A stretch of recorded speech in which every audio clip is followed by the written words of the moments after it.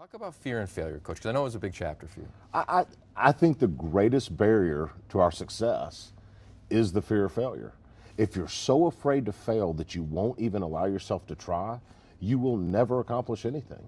You have to get over the fear of failure. Now, some people manage it. Some people ignore it. There's many ways to get over it. But if you don't figure out a way to get over the fear of failure, you'll never give yourself a chance to succeed in anything.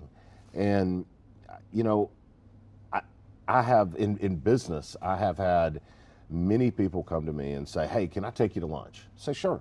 We go to lunch. And the first words out of their mouth is, you know, how have you done it? I've got this great idea. Will you help me? And frankly, I say no. I say, not until you've gone home to your significant other and say, in 2 years, we might lose our house to a bankruptcy. We might have to take our kids out of our school and go move into a one-bedroom apartment. Are you okay with that? And if the significant other doesn't say absolutely, don't do it, because your fear of failure will be supported at home. You have to have a group mentality about getting over the fear of failure to attack your goals. And it's interesting that that's how it works at home. That's how it works in a business, and that same group mentality has to be on a football team too. So it starts at the top, and when you finally decide, I'm gonna go for this, and this is how I'm gonna manage it, and you get over that fear of failure, and you go for it, that's when things happen. But until you get over that fear, you'll always be too conservative, and you'll just always kind of just miss the mark. You gotta get past it. You know, Coach, it's a clear part of your philosophy, the Win Forever Pyramid. It's about competing in the absence of fear. When did you come about that thought, and were you operating from a place of fear before you got to that and got that clarity? Well, I think it comes from understanding about performers and performance.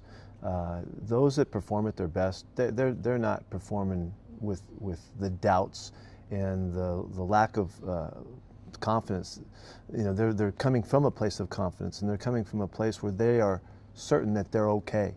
And so how we deal with fear is through hard work and through the diligence of preparing yourself to be ready for whatever comes, so that you can get to the point where I know I'm okay, I'm all right. And I've been coaching our individual players and our team to understand that, to show them why they're worthy of being confident. Because without the confidence and the belief in yourself, that's when the uncertainty creeps in, and that's where the fear comes from. So we try to get to a place where we know we're okay, and we work our tails off to get to that point, and I try to prove it to them and orchestrate the process so that they'll understand that they're okay, so that they can now trust themselves and they can trust each other, and then the fears of failure, the concerns about not being worthy, just drift away. And so in essence, the fear isn't part of it, and that's where the absence of fear kind of comes from. And we work our way to that point. Because what we want them to do is, when it comes down time to play, we want them not to be worried about anything. We want them to be able to focus because they're totally okay. And so that's where that comes from. So I'm all behind them.